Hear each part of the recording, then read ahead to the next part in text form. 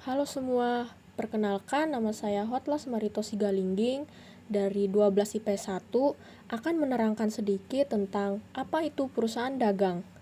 Yuk simak bersama. Seperti yang kita tahu, perusahaan dagang adalah jenis perusahaan dengan kegiatan utamanya yaitu membeli dan menjual barang tanpa mengubah bentuk atau karakteristik barang tersebut. Perusahaan ini membeli barang dari produsen atau supplier untuk penjualan lagi kepada konsumen atau pengecer dengan tujuan untuk mengejar keuntungan. Perusahaan dagang tidak melakukan proses produksi, tetapi bergerak ke peredaran barang. Contoh perusahaan dagang antara lain toko kelontong, supermarket, distributor, dan grosir. Karakteristik perusahaan dagang diantaranya yang pertama, tidak menghasilkan barang. Perusahaan dagang tidak mengubah jenis barang atau membuat barang tersebut, dan hanya membeli dan menjual barang saja. Yang kedua, mencari keuntungan. Seperti bisnis secara umum, maksud utama perusahaan dagang adalah mencari keuntungan dengan menjual barang yang dibelinya dengan harga yang lebih tinggi dari harga pembelian sebelumnya. Yang ketiga, memiliki persediaan barang dagangan. Perusahaan dagang memiliki stok barang yang disimpan untuk dijual kepada pelanggan. Dan yang terakhir, penyimpanan. Perusahaan dagang biasanya memiliki tempat penyimpanan atau gudang untuk menyimpan barang sebelum dijual. Ciri-ciri perusahaan dagang dibagi menjadi 7. Yang pertama, pendapatan utamanya berasal dari penjualan barang. Yang kedua, biaya utamanya adalah harga pokok barang dan biaya lainnya. Yang ketiga, dalam akunnya terdapat akun persediaan barang dagang. Yang keempat, sebagai perantara antara produsen dan konsumen. Yang kelima, bentuk barang yang dibeli dan dijual itu sama. Yang keenam, tujuan utamanya yaitu mencari laba dengan menjual. Yang ketujuh, kegiatan utamanya adalah penjualan dan pembelian.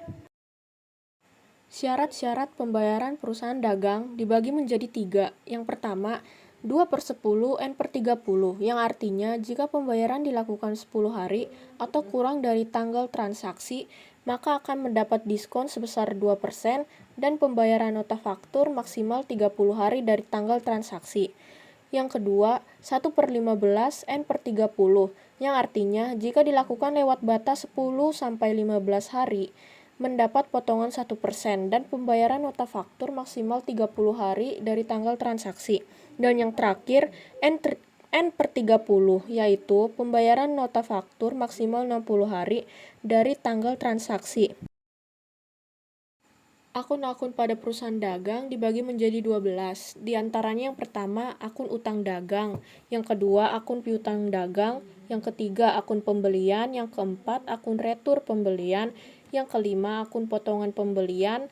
Yang keenam, akun beban angkut pembelian. Yang ketujuh, akun penjualan.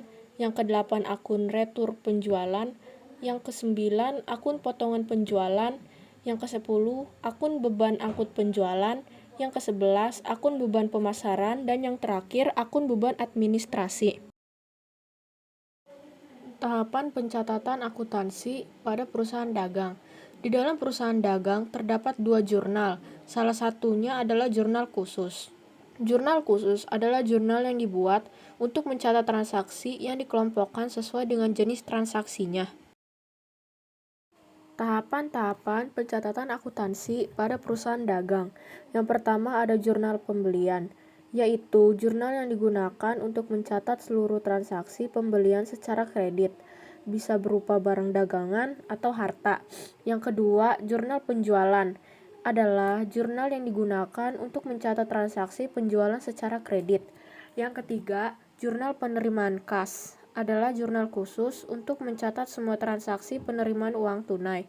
Yang keempat, jurnal pengeluaran kas adalah jurnal khusus untuk mencatat seluruh transaksi pembayaran kas yang dilakukan oleh perusahaan. Mungkin segitu saja penjelasan singkat mengenai perusahaan dagang yang bisa saya sampaikan dan jelaskan. Mohon maaf jika masih banyak kekurangan dalam saya menyampaikan materi tersebut. Sekian dan terima kasih.